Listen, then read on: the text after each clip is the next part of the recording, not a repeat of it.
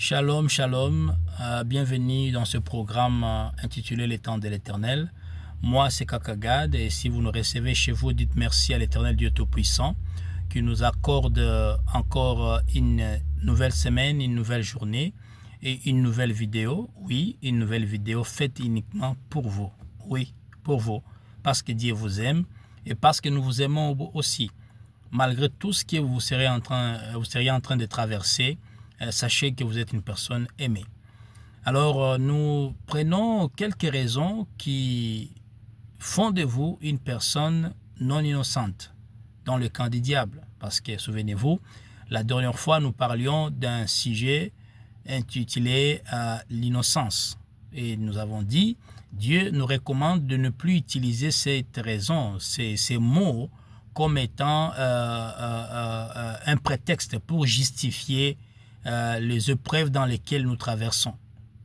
Et puis nous avons dit les raisons étaient le fait que l'ennemi qui nous combat n'en tient pas compte, le monde n'en tient pas compte, et aussi nous avons dit cela nous affaiblit spirituellement, parce qu'une personne innocente ou qui se sent innocente, qu'est-ce qu'elle fait? Elle se lamente et ça génère des murmures. Et quiconque qui murmure est affaibli spirituellement. Et aussi, nous avons dit en dernier lieu que la raison était le fait que nous ne sommes pas en fait des innocents. Amen. Alors, la question est venue pour nous dire pourquoi nous disons que nous ne sommes pas innocents. Alors, la première raison, c'est le fait que nous avons tous péché. Romains chapitre 3, verset 23 nous dit clairement parce qu'ils ont tous péché, ils ont été privés de la gloire de Dieu. Donc ce n'est que par la grâce que Jésus nous a libérés de là. Il nous a accordé l'identité des enfants de Dieu. Vous voyez, donc nous ne sommes pas des innocents. Et j'ai toujours dit que si nous faisions cette expérience dans un culte, nous permettons à chacun d'entre nous de passer un après l'autre, d'aller nous dire devant la chair, de nous dire ce qu'il a fait comme mal pendant toute sa vie. Vous serez surpris de ce qui viendrait de la bouche de votre pasteur, de votre prophète préféré, de moi-même qui vous parle ici, et même de vous-même. Vous serez surpris de ce que les gens diront.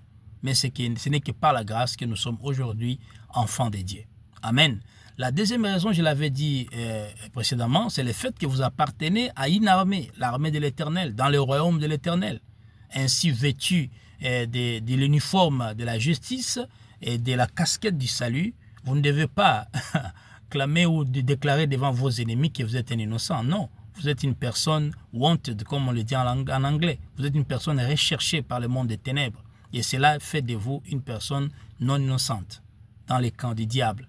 La raison suivante, c'est le fait que l'ennemi a fait un système dans lequel tous les humains doivent avoir comme passage obligé les péchés. Autrement dit, tout le monde doit pécher. Tout le monde doit vivre comme esclave du péché. Et c'est ce que nous dit quelque part les œuvres de la chair dans Galates chapitre 5 à partir du verset 16 jusqu'au verset 21.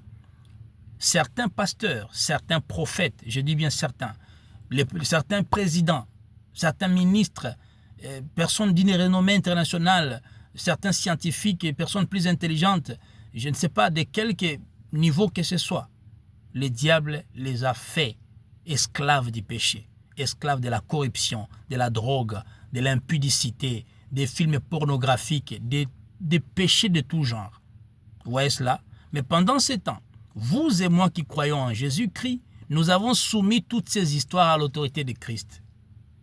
Vous voyez comment vous êtes une personne spéciale, une personne extraordinaire, une personne trop dangereuse pour le camp du diable. Parce que comme Jésus, qui est apparu pour détruire les œuvres du malin, vous et moi, nous avons la même mission. Ce qui fait de vous une personne non innocente dans le cours et tribunaux du monde des ténèbres. Et la raison suivante, c'est le fait que le diable a planifié que tout le monde vive sous la malédiction. Ainsi, ça n'a pas été possible parce que Jésus est venu et nous a libérés de là pour nous donner l'accès à la bénédiction. Et toute personne qui est bénie constitue un danger pour les agents des ténèbres. C'est pourquoi peut-être vous êtes haïs, vous êtes maltraités, malgré que vous n'avez pas de voiture, vous n'avez pas d'argent, mais le monde des ténèbres sait que tu es une personne bénie. Cela fait de vous une personne non innocente. La dernière raison que je pourrais donner, c'est la destinée que vous transportez. Ah oui, la destinée que vous transportez. Si seulement Dieu vous accordait la grâce de bien comprendre ce que vous êtes en fait, je vous dis sincèrement, vous n'envierez jamais de devenir comme tel pasteur, comme tel musicien, rêver de devenir comme tel joueur de football. Si seulement Dieu vous permettait de comprendre ce que vous êtes. Amen. En fait, votre destinée contient des choses qui mettent en danger le royaume des ténèbres. Et ce qui fait de vous une personne dangereuse et une personne wanted, comme on dit en anglais. Amen. Et ceci devrait vous fortifier. Au lieu de vous lamenter, de clamer que vous êtes innocent, levez-vous.